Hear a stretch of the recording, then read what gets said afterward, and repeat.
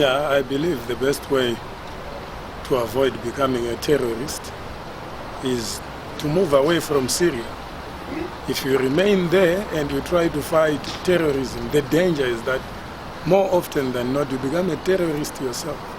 So I thought, let me take myself away from an environment that was likely going to inculcate violent tendencies within me.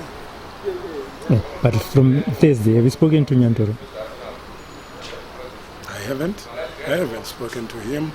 I tried to inquire about how he is, and the person that was trying to mediate between us told me in no uncertain terms that he said he doesn't want to see me close to him, so I had to stay away and also stay away from trouble. Because for me, he is a very violent guy. I have alluded to that in the resignation letter. And I also have pressed the charges against him. I think the police will be calling him very soon. Once he has gotten out of hospital, I think they would want to call him and chat to him about what happened.